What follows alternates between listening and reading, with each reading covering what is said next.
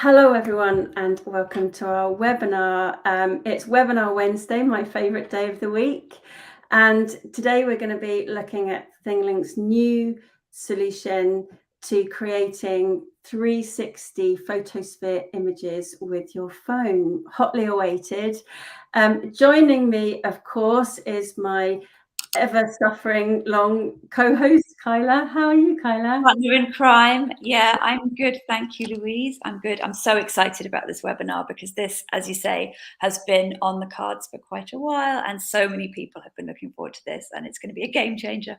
Yeah, absolutely. And we've got quite a few people that have joined us already. We've got someone from Canada. Hi, Randy from Canada. We've got Michael from Salt Lake City, Maria from sunny Malta, Katerina from scorching Athens. Yeah, our hearts go out to everyone who's really suffering in this weather. We've actually got some sunshine here in Scotland today, which is lovely. Let's get on with the show. So what have we got lined up for you today? So obviously, today is all about Pano to 360. It's not something that I'm going to be saying it's coming, it's coming, it's coming. It is out now. So after today and during today, you'll be able to go on that website and start having a go at uploading your panoramic images and creating your own 360s. Hi, Natalie. I know Natalie well from Dundee. And I saw also Adam, who's joining from soggy England.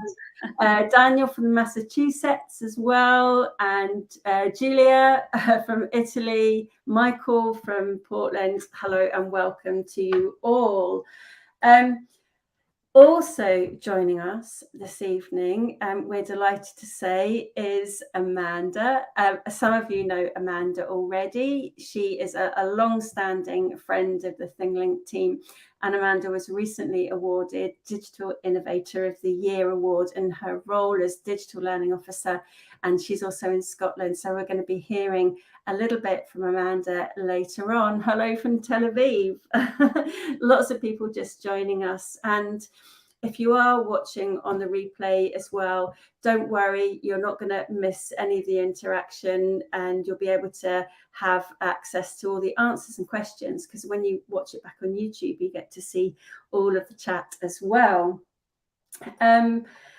So a little agenda for you all, and I did put this in the original blog post and also on the emails that you've received. And this webinar is for everybody, not just educators, but anyone that has an interest in creating, you know, kind of interactive and immersive guided tours or virtual trips or learning materials. And you know, Kylie, you've seen some amazing case studies, haven't you, particularly using 360 images? Yeah, I have. And I think recently we've seen such a mix of different case studies using different types of content. And so what I'm really excited about is seeing the way that people are going to start mixing and matching the different types of content, which you've always been able to do with ThingLink. But in terms of mixing the AI text to image stuff that we've been looking at recently with their own 360s that they can create, plus even using things from the 360 library, there are now so many different ways that you can create 360 images, which is so exciting. So we're going to be unveiling the new solution to creating your own 360 spherical images or photospheres. We're going to be looking at the new guided tours and a step-by-step look at how to create those using just your mobile phone. And we want to show you some of the examples in action as well. And then we'll also have a live Q&A. But don't forget that if you want to ask questions, you can do this throughout the webinar, because also in the webinar chat is Ivan from our fantastic support team. And the last webinar we did, there was a lot of love for Ivan and the support team coming through the chat. And hi, Ivan, he's saying hello there. So if you see any messages from ThingLink in the chat, it is Ivan in the hot seat. And I don't think there's anyone besides us who knows more about ThingLink than Ivan. So do please ask your questions. If we can't answer for any reason whatsoever, you know that you're always welcome to drop us an email, support@thinglink.com, which ensures that it's all logged and you'll get an answer from Ivan and the team. So I always do this at the beginning of our webinars because we do know that whilst the majority of people joining us know and love ThingLink, we do have people that maybe have not seen ThingLink before. So it's just a refresh on exactly what ThingLink is. So ThingLink has been around about 12 years now. So it's a very mature, stable solution. It's not something that's been sprung up during the pandemic, as we saw a lot of tools that just suddenly appeared. So ThingLink is a very mature, stable platform for you to create your interactive media. And ThingLink originally began with the main ThingLink editor, and some of you will probably have been using ThingLink for a few years, so you'll probably have seen the ThingLink editor grow up over time. So when the ThingLink editor first started, it was just images that you could upload. Then there were 360s, and then there were videos, and then there were 3D models. And as you'll be aware, it consistently over the years has just got better and better and better. But people said they wanted to create scenario-based learning experiences with their ThingLink assets or the ThingLinks they were created. So we launched our scenario builder, where you can create lots of different paths or even different questions where people can go down a different path depending on their answer. We've also added guided tours, which is something we're going to be demonstrating to you in the webinar as well. And later this year, we will be launching an AR app as well. And if you saw the last webinar where we started to showcase some of those, then you'll also have a chance at the end of this webinar to sign up and also go back and have a look at the 4 features that we covered in the last webinar, which was hugely popular. And hello, we've got someone from Ukraine dropping in, so you are very welcome.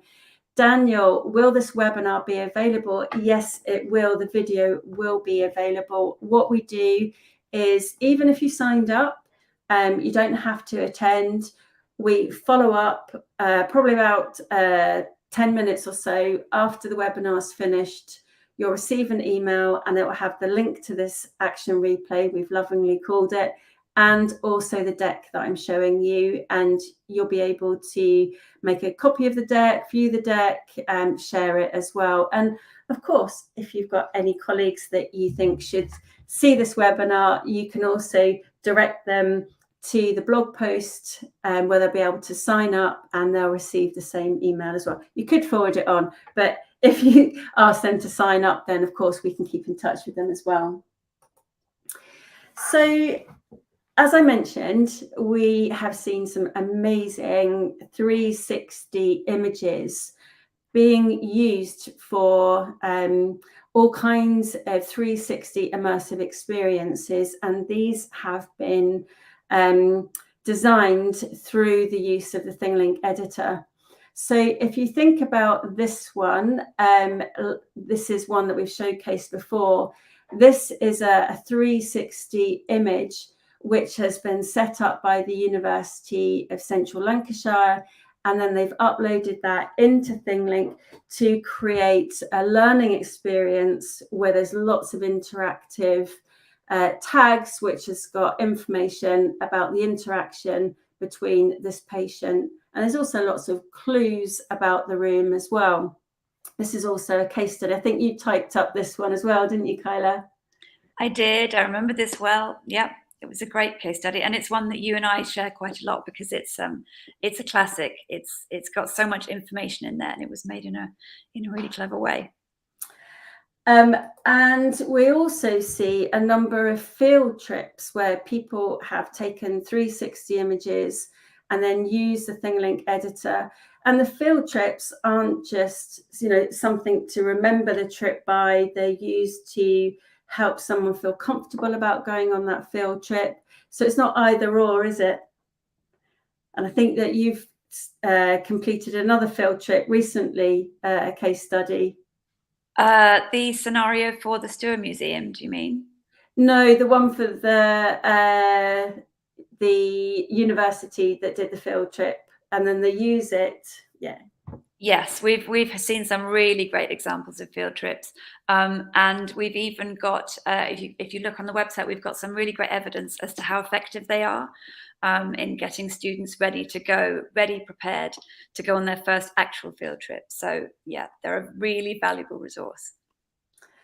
And then we've also seen people use 360s to create learning content for onboarding staff as well, or onboarding new people that are coming to work for the organisation. And the reason that I'm showing you these examples is because I really want to show you how varied the use is of 360 images. And I actually asked our team earlier on how many 360 images which have been used to create virtual tours or virtual field trips, or interactive learning content like this, and it is 263,844, which I was quite astounded at. That's just this year alone, and we're only halfway through the year, so you can definitely see how popular they are. It's pretty impressive. That's incredible. Well done, the creators. Yeah. And then we've seen real classics like this, where universities have created guided tours across all the departments, and people are able to see this and see effectively if this is a university that they want to go to in the future. So they use not only to attract new students and new members of staff to the organisation, but it's also used as an induction tool as well. So that's just to give you some nice kind of varied uses of what we would call free-form guided tours. And the free-form guided tours are where you can click on any of the hotspots, and they don't necessarily need to be in any order. And whilst this was a really helpful way of being able to present a tour that someone could explore and really find their way around, we heard from our creators that they wanted to maybe have a little bit more structure about the tours. And this is why we have launched, and you might have seen this before, this isn't a new product, it's been out a few months, and that is guided tours. So I'm just going to take you on a guided tour right now, and you can have a look at this. So this is a co-working space in Helsinki, and you can see rather than having lots of buttons to click, it also has just one button here. So if I click on this button, you can see I've got some text at the bottom here. I can still scroll around and look at this 360 image, but it also has narration built into it, which will... Welcome, everyone, to Sophia Co-working Space, Helsinki's hub of creativity and productivity. So that means that now you'll be able to create these guided tours where there's text which can be narrated, and then when you just have that single button to click, you can actually choose those points of focus. So all you need to do is just upload and click, and you'll be able to build tours which take you through sequential points, but you can also then layer another 360 scene behind it. And this is what we're going to have a look at in a little bit further detail. And welcome from the Bahamas as well. Lovely to see you there. So that's the difference between the freeform kind of virtual tours or trips, and then also the guided tours. So why am I going on about this guided tours so much? Well, the reason is that the guided tours is one of our first products that we've launched, where you can do this all on a mobile phone. So why has this come about? Well, at the end of last year, it was made public that Google had decided to discontinue the Google Street View camera app. And this was a really popular way that people were creating some of the examples that I've just shown you. So people were able to download the, just going to have a sip of water, the Google Street View app onto any phone. So it worked across iPhones, it worked across your Android devices, and you were able to take a 360 image. And I'm just going to bring Amanda on quickly. Amanda, you used to use this method, didn't you? I think I'm on mute. Yes, I did. I used it a lot, and it was great because it was free and I could use my phone. But my goodness me, it took a while, and you needed lots and lots and lots of images going round in circle 3 or 4 times, trying to complete the photosphere so it could all knit together. And I didn't have any problems on my iPhone, but I know other people had problems trying to download that image and then uploading it into ThingLink. And I don't know whether it was about the phone. It was great at the time, but yes, it was just hold on to your head because you were very dizzy. Yeah, I had the same kind of problem. I found it really difficult because it was like being inside a goldfish bowl. You'd need to kind of click all the way around. Excuse me, my voice has just decided to go. So not only did we find that people found that quite difficult, when the Google Street View camera app went, suddenly people were left with no alternatives, because the only way to create that 360 photosphere, if you didn't have a 360 camera, was to use a Google Pixel phone, because this has this built in natively. So if I go to my Google Pixel phone and scroll across the bottom and go to modes, you can see I have panorama, I have photosphere, and then I also have a lens, so I can take some text from the images. But if I click on the photosphere, I still have to do the same as the Google Street View app. So I can't just do it all in one particular kind of swoop. You've still got to go around and take it as though you are actually in that kind of goldfish bowl. So here is the problem. There was no other solution to be able to create that photosphere other than to purchase a 360 camera. But it wasn't just a 360 camera. You'd have to buy a tripod and use your phone. And I know we've had problems doing that before, Kyla, where you kind of hide around the corner, don't you, trying to take it. It's strange. You'd think that the 360 cameras, particularly given the price, would be the most effective way of capturing the images. But actually, they do really have some intrinsic issues to them, meaning that you do have to hide around the corner when you're using your phone as the sort of remote control. Otherwise, you're going to appear in the image, which is a problem that you don't have when you're using our new solution, which is interesting because it takes that out of the calculation about where shall I stand. And I've also spoken to quite a lot of creators recently who have had issues with trying to get other people out of the image when, if they're trying to take a picture in a public place, for example, whereas it's much more obvious that you're taking a photo with a phone. Whereas if you're out of shot, people aren't aware that there's a camera taking a 360 image, so they might walk into your shot by accident. That's a really good point. And then the other one that's come up is that if you've got one 360 camera for a school and you've got lots of departments that want to borrow it, then that becomes a problem as well. So some of the 360 images that we've already shown you, or virtual tours, might have lots of different classrooms, and it's been dependent on one person with the mobile camera, with the 360 camera. So it has not been the greatest of solution. Another issue is that people don't always walk around with their 360 cameras in the pocket, and they suddenly think, wow, that would make a really good 360 image. I'll have to go and get the 360 camera. So I've been on holiday and thought, oh, I'll take the 360 camera, and actually it's easier to leave it in the hotel room than to take it out with me. So most of the times, everyone's got a mobile phone in their pocket. So yeah, it's going to be a lot more accessible that way. So I've mentioned the Google Pixel phone still has that built in. There are no other phones that have that natively built in, and you still need to capture a lot of images.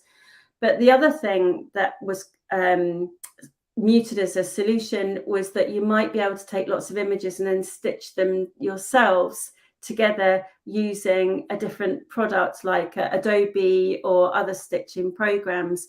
But yeah, that still needs quite a lot of technical expertise. So I'm building you up for the solution. But before I do, I just want to clarify a little bit of terminology, and feel free to jump in, Kyla and Amanda. So I had a look on, the kind of app stores, and there were actually a number of apps that said they could take 360 panoramic images. But I thought, well, that's a solution then. But when you actually went to use the app, it was that kind of narrow view, like a panoramic image. It just kind of went around. It wasn't the true photosphere.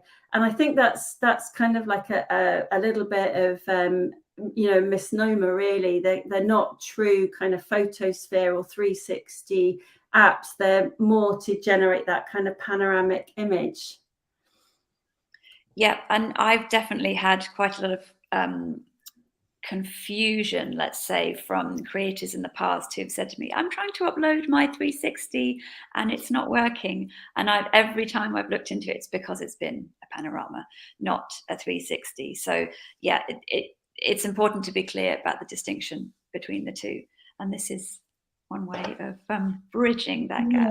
Yeah, I try to make it as kind of simple as possible, because people do think if they take a panoramic it is that 360, but just to make that absolutely clear that the panoramic is that kind of narrow band, whereas the photosphere is where you're looking at it from any particular angle. So I'm very happy to say that in order to overcome all of these problems, we have launched our own Pano to 360 by ThingLink tool. And I can actually just show you what this looks like right now. So this is just a landing page that's actually on our ThingLink website, which is thinglink.com/Pano to 360 with hyphens in. And this is our very own photosphere converter. So what you'll be able to do here, and we'll go into it a little bit with a bit more depth, and we'll show you exactly how this works, where you will be able to upload a panoramic image, and then you'll be able to, it'll be converted really quickly, and then you'll be able to download the 360 photosphere. And we believe that genuinely this is going to be the best alternative to not having that Google Street View camera app now that that's been discontinued.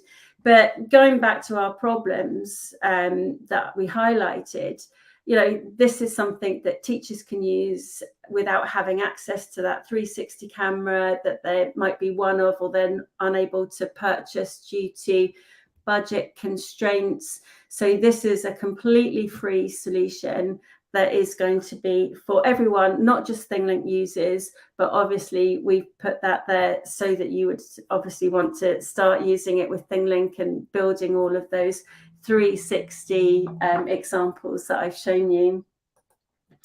So how does it work? So what you'll be able to do is use your mobile phone to capture a panoramic image. And I think all mobile phones have now got this function to be able to take the panoramic image.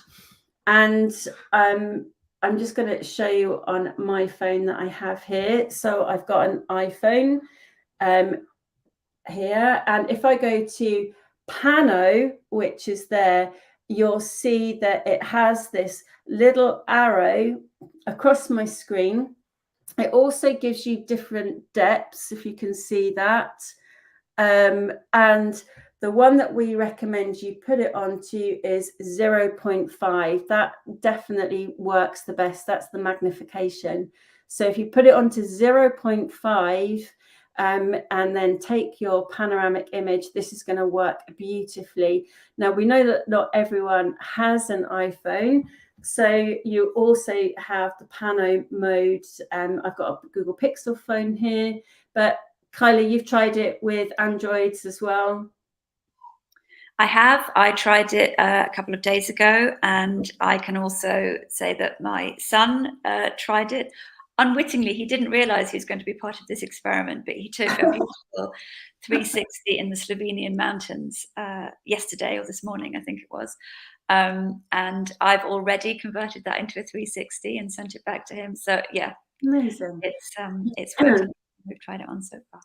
So you'll be able to capture your panoramic image, and then once you've captured that panoramic image, what we do in ThingLink is we actually fill in the blanks. We fill in these gaps for you, so it turns it into a 360. And I'm just going to go into my ThingLink account to show you exactly what that one looks like. So if I share my screen, I think that I should be able to show you that exact one that I've uploaded, and I can't find it yet.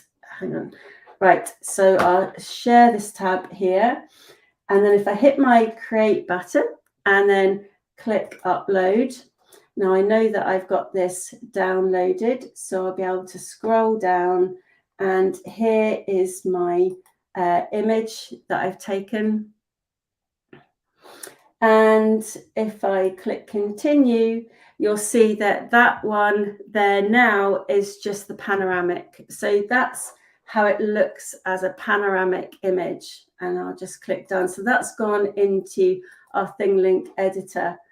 But if I go over to the Pano to 360 converter, and then I upload the panoramic image here, and I'll just go back down to my downloads and I'll pick up that image.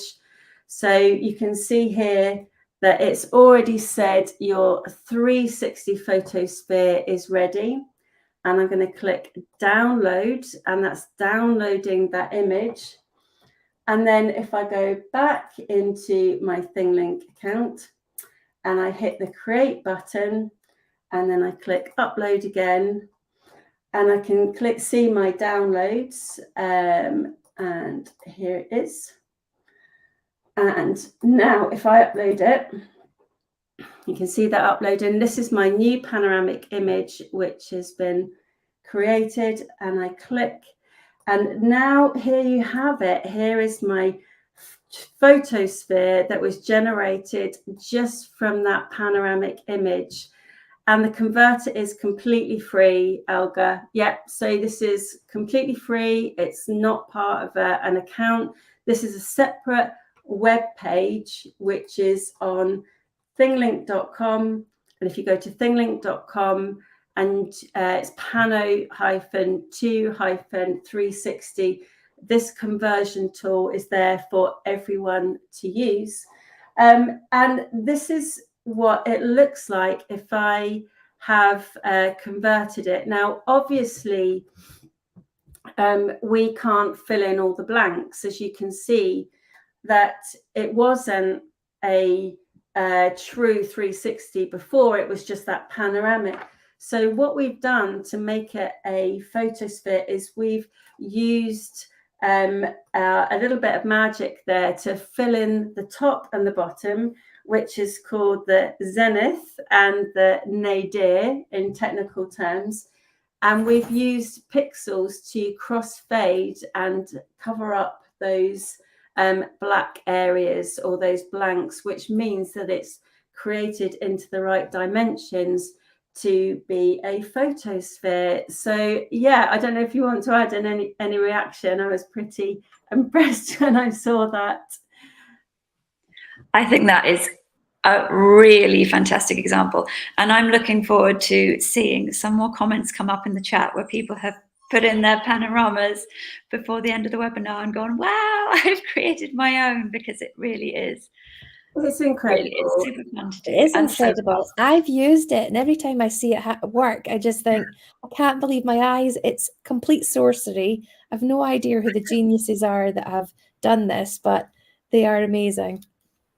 And Ivan's just put a link into our chat there, and that's the step-by-step guide of how to do this. So as you can see from my image here that I've tried to demonstrate, that we blur these edges.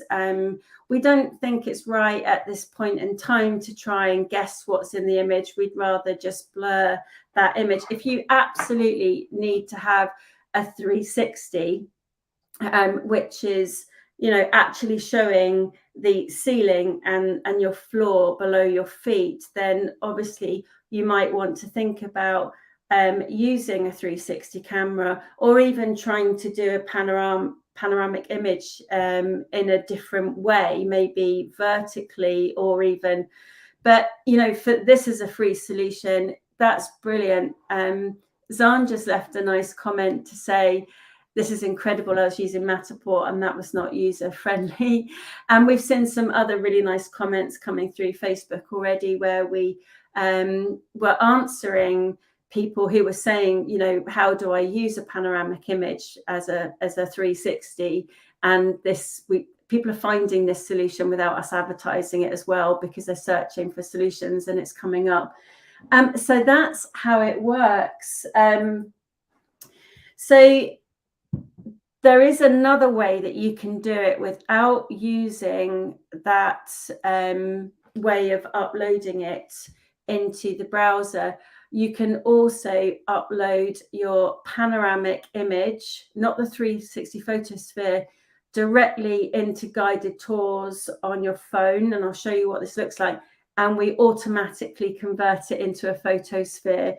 So you don't even have to use that way of uploading and downloading, but it will be there for you to use. So as I mentioned, start by capturing your panoramic image. And I don't know if you want to add in a little bit of advice and guidance there, Kyla, about how people might want to think about doing this. Yeah, certainly. I mean, people have probably already put two and two together and thought, there's a bit of stitching. So maybe the best place to think about that, the filling in the gap area, is to go to the place that's the least important in your picture, the least intrusive, I suppose. And I think Amanda's got a couple of really good examples that she's taken where this is shown in practice. So, for example, I took one of the room I'm sitting in, which is my garden room, and the wall behind me is just the plain white wall. So I used that as the area where I had the gap, because that was the easiest place to fill it in. So if you just think carefully about where you don't need to be shown so much in the final image, and use that as the start and the end point of your photograph, your panoramic photograph, that's the best way I've found.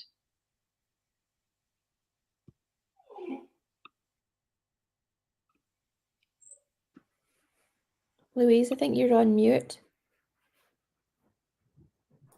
I never do that in my webinars. Thank you. So my colleague Alexi sent me this. He was in Helsinki and it literally took him a few minutes. That's the other point, is that, you know, this doesn't require any technical skills.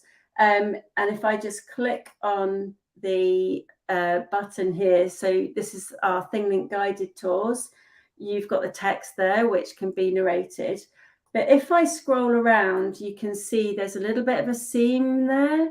And if I scroll up, I mean, that's pretty good. I mean, you wouldn't really notice that at all, would you?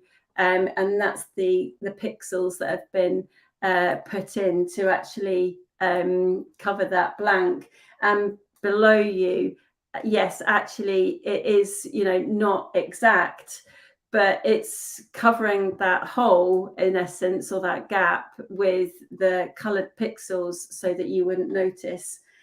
And then he's been able to add in some points of interest and click again, and it takes you up onto the top. And what I like about this is that obviously behind him would be, you know, where the seam is, because he's taken that 360 image around him, but the seam in the back is actually less important.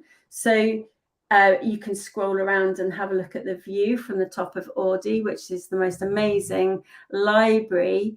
And then behind him, of course, you've got that stitch. So that's actually a reflection on the glass there, that bit, but you can see that seam. So someone in the chat said some of those stitches can be fixed in Photoshop like the sky.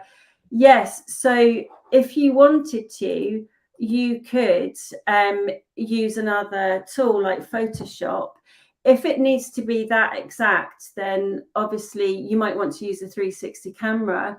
Or if you've got the skills to use something like Photoshop, then you could go and have, you know, use a stitching product.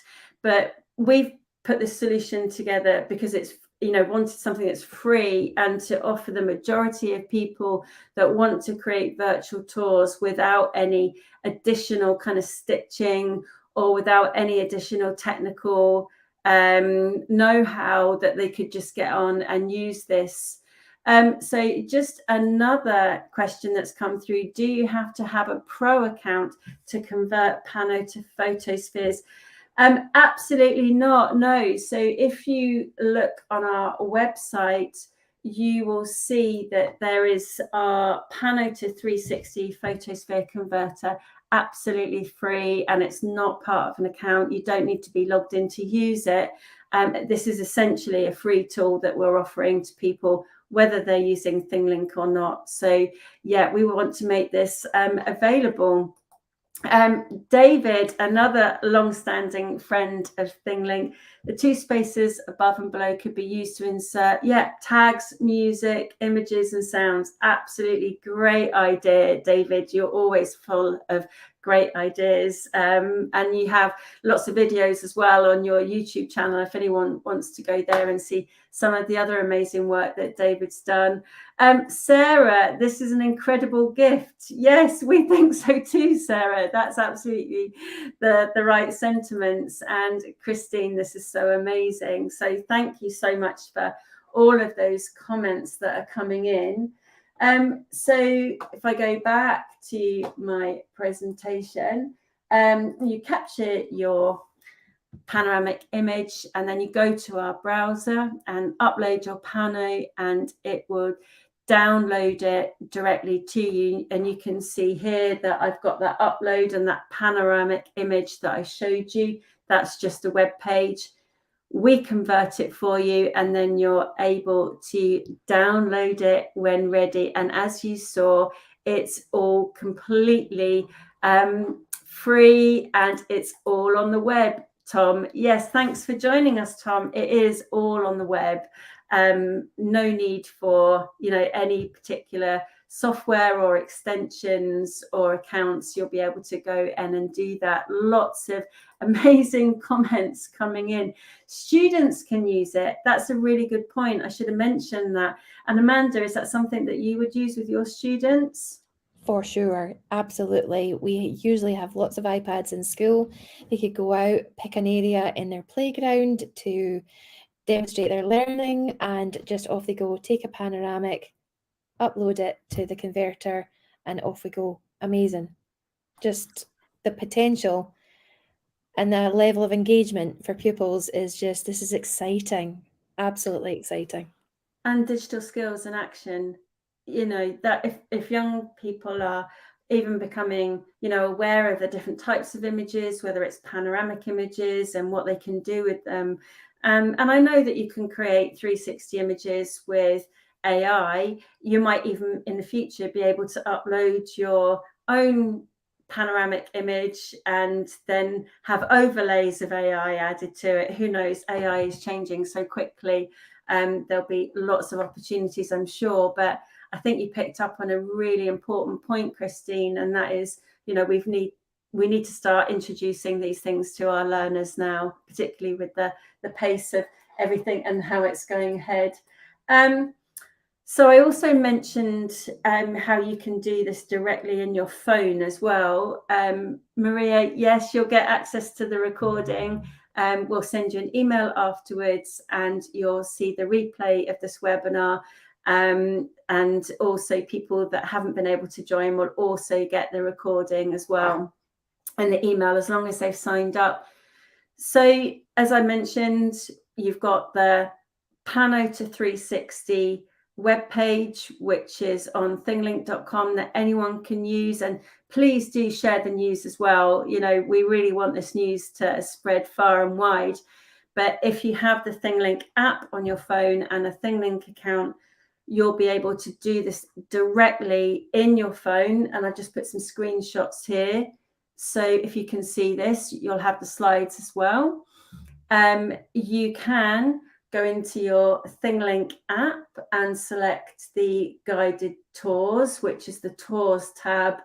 You'll be able to create a new tour, add your panoramic image this way, and it will automatically convert it into a 360 photosphere.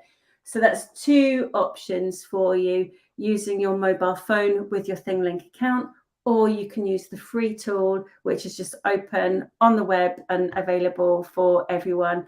And I think that kind of brings the best of both worlds, really. Some people want to use their phones. Some people haven't got access to a browser on the web. Obviously, this will work on a browser on your phone, but remembering that some people maybe, you know, don't have access to the PC, maybe want to do this directly in the app as well. Now, Amanda, you've already created some amazing virtual tours using the panoramic. And I don't know if you want to just take us through some of the work that you've already created. Shall I pull it up on the screen?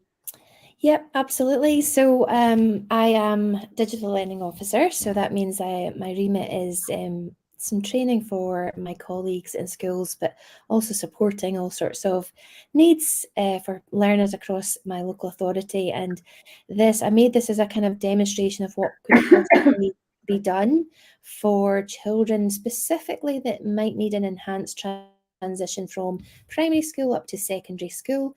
And also for one particular student who isn't attending school because of very high level of anxiety. So this was kind of what I had in mind. So I'm based in Aid Academy, so I used this as just an example, and I took maybe 15 minutes to take my images, and I had to take a couple of them a couple of times because I wasn't happy with where my stitch was, and I also felt that I needed to hold my camera quite high up, almost at eye level. So originally I had them down a little bit, but I held them up at eye level, and I thought that created a better image. So it didn't take much time at all. I just stood outside, took a quick pano, uploaded it and you can see there's my stitch. It's just right on the trees, but I wanted the entrance to the school and the car park and coming from town. So I've just very, very quickly uploaded these. I'm not bothered about the sky or the ground at all, but it was really just about creating something that I can provide to particular students in this instance to kind of hold their hand and walk them through what lies ahead when they go to secondary. So that was kind of the idea behind this. And this guided tour is perfect for that. You know, and I didn't have I do have a 360 camera, but I didn't have it at the time. And I just added, I was playing around with emojis and things like that. Could I add any emojis into the text? So I've added a few things in because the kids are still wee. So yeah, I just literally added this. And the other thing I noticed was I could actually have two focus points. So in that first image, I actually started with a focus point on the entrance and then came all the way around from the car park to town, and then came back around to the entrance. So yeah, if you go back to the beginning, and I didn't know whether that's possible, but sometimes that's a little bit tricky on a normal ThingLink. So that's my first focus point said entrance. And then I went on to my second focus point, which was the car park, which is where children might be dropped off. And then you swing round to, if they're walking to school, it's to the town. And then I come back round to the entrance, but this time my text says, let's go inside. So I was just kind of trying to set the scene and handhold to kind of everything is how you need to see it. So I love that you can actually almost layer those focus points and then just click that to go inside. So yeah, we're kind of virtually holding hands. And another comment that came through earlier on was that someone was quite worried about using the kind of virtual tour that you might use, say, for a tour of a house, or like an estate agent's type tour, or realtors type tour, because those kinds of tours give you warts and all. So it's going to show you, you know, almost that doll's house impression that you see with other virtual tours. And actually, in a world where we need to be really conscious about security and not showing every single entrance to a building or vulnerable spots, you know, we have to think that that's just not right, when, you know, we've got to make sure that we're not giving out too much information that could fall into the hands of someone who, you know, shouldn't have that information. Mm-hmm. And I guess in terms of learners who are perhaps dealing with difficult levels of anxiety, I don't want to overload, you know, with lots of information. I want them to have just the most important things, just focus on the entrance. This is where you might be dropped off. This is where you might walk to school.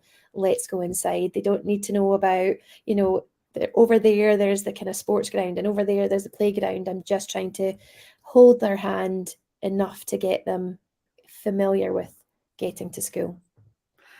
And the other point, I guess, is that there's not so many things to click, are there? Yes. And that can be quite overwhelming for some learners as well as some adults. And, you know, we've shown you virtual tours and trips in other contexts, you know, whether it's museums and exhibitions, or whether it's for onboarding new staff. We don't know how that trip is going to be received if you've got lots of things to click on all at once. But if you've got one button to click on, that maybe reduces that kind of choice paralysis. Yeah, definitely. And that was feedback that I got during lockdown, that sometimes there were too many flashing icons for my little learners. So I was teaching 4- and 5-year-olds during lockdown, and sometimes there was just one too many tag to choose from. So yeah, this would have been ideal for them. And this scene that you took, again, what was the phone you took these with? Sorry. So this is an iPhone 14. I think it's a large one. It's a large size, but it's just an iPhone 14. So someone's asked how many panoramic pictures for the outside of this academy. It was just one, wasn't it? Just one. Just one picture. Just one panoramic image that you converted into the photosphere. And I really like this because actually the top and the bottom here, you wouldn't really notice. You might think that was a kind of mat or something, wouldn't you? Or like an overlay. So I think that's just worked in a really, really clever way. And here you've got, you know, where the accessible toilets are. And if you click again, it's got where the school office is. So no, that's really helpful. Just plain information that people really need to know. And then if you scroll around again, you can go back to the exit, and the scene doesn't look too bad there either. No, and there just literally is the exit, and then there's a kind of, I thought about it, it's almost like a pizza slice is missing from the panoramic, and what part of the pizza is not important. So what's not important is just a set of windows next to the exit or the entrance doors. So I did take this image a couple of times.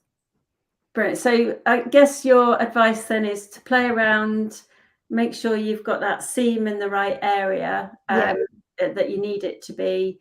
You could always take 2 images of different perspectives, couldn't you, if you wanted to have that Yeah, for those sure.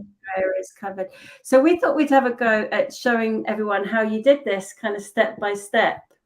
So if I go on to our new panoramic tool, I'm just going to show everyone how to get to it. So if you go to thinglink.com and then it's Pano to 360, it'll take you straight there. Now, what we're going to do is we're just going to upload the panoramic image.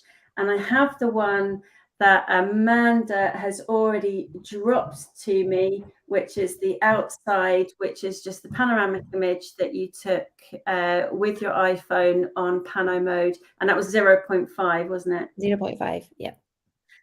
And you can see it's already changed. So that's just super quick. And I can download that image onto my desktop. And then back in ThingLink, I'm going to go into my ThingLink account and then click on Tours on the left here and click Create the Tour. So I can give my tour a title. So I just call this Test.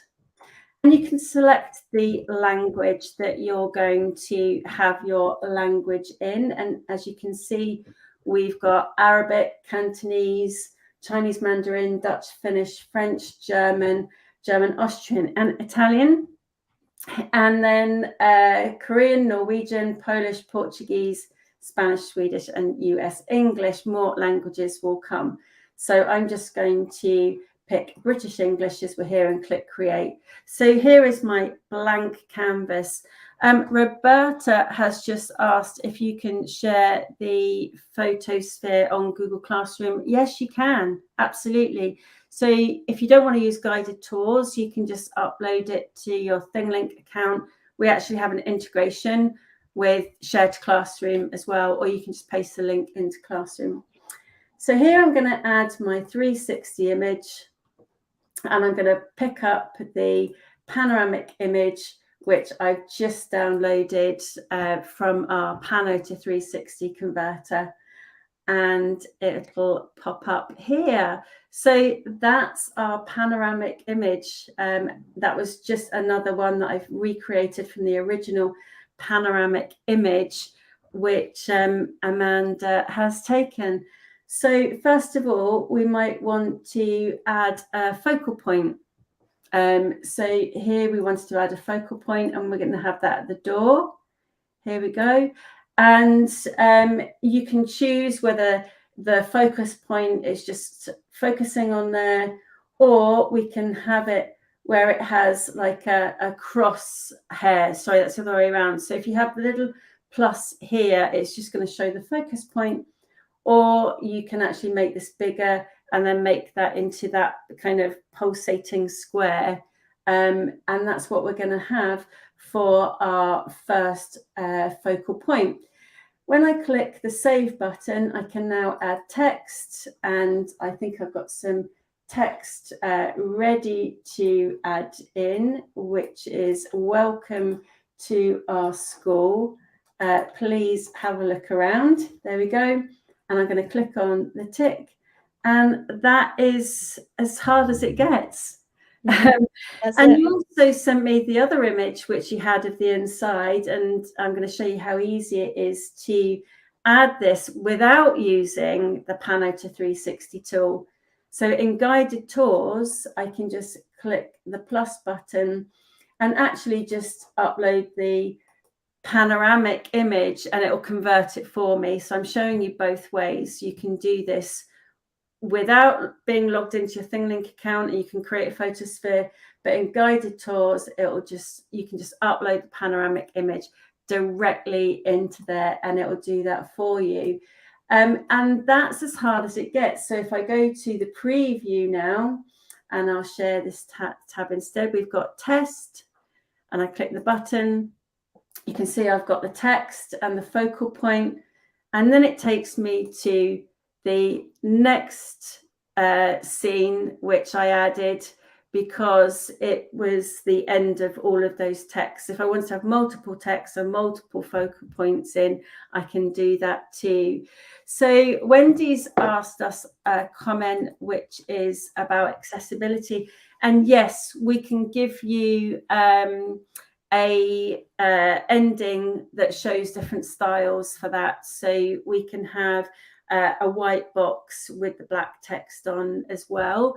And don't forget, you can also embed ThingLink in there as well. So rather than having text, you could have an actual ThingLink image embedded in there. And then if you wanted to put in additional additional tags, you're able to do that. And I'm going to demonstrate what that looks like now as well.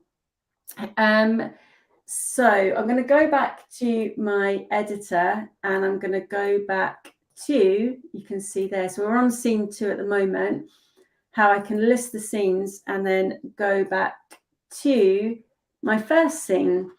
And Amanda's given me a link of a ThingLink she thought would act as a really nice kind of virtual door front tour to the virtual tour. So I'm going to add in a focal point. First of all, you can see here I've got my other focal point, and I'm going to add another focal point in. And this time I'm going to add text. And instead of pasting text in, what I can do there is paste in a URL of a ThingLink. And then if I just hit the return button, there's the ThingLink that Amanda made with just an image, and it's also got a text tag which says welcome to Air Academy.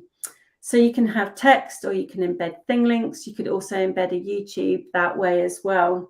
But maybe I wanted to change that order around in.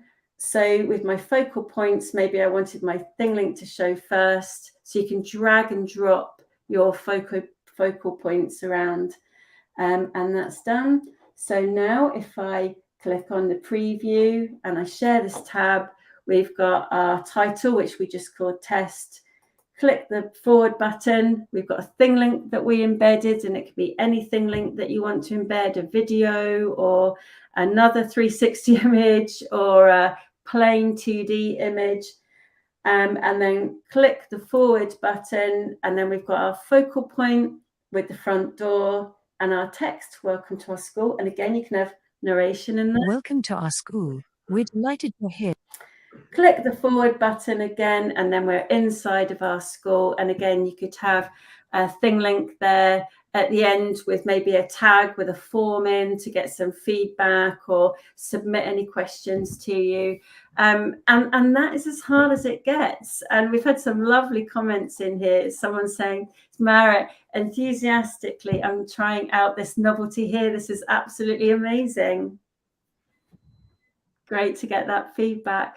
So I'm just going to bring this to a close now, because I realize we're at 57 minutes and we said that we'd finish by the hour. Is there any other advice, Amanda, that you'd want to give to people if they're trying to create something like this? I mean, my advice really is to have a go.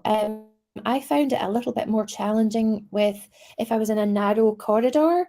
So that's where I need a bit more practice on that, where my pizza slice is going to be missing, because when you go in the door down the corridor, it actually takes you off into 2 corridors. So it's almost like a Y or a V shape.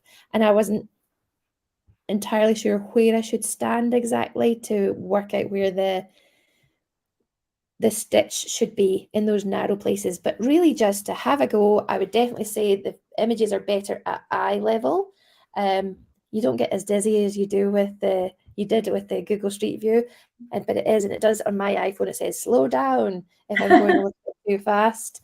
But yeah, it just takes minutes, and I literally just uploaded it into the guided tour. It didn't take me long at all, and I think that's the big thing. Have a go, share what you're doing, let us know how you get on.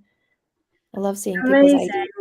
So just to recap, you can use our Pano 360 website, which is on thinglink.com, and you've got the link to that, or you can upload your panoramic image directly into your guided tours.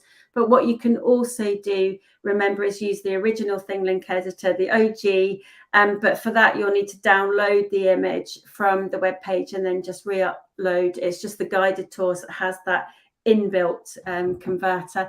But we've loved sharing this information with you. You know, we can't thank you enough, not only for all of your participation now, but throughout this webinar series. I mean, we've had, it must be about 3,000 people that have signed up for these webinars, and it's just such a pleasure to be able to share with you how ThingLink has grown over, the last year, or the developments that we've had.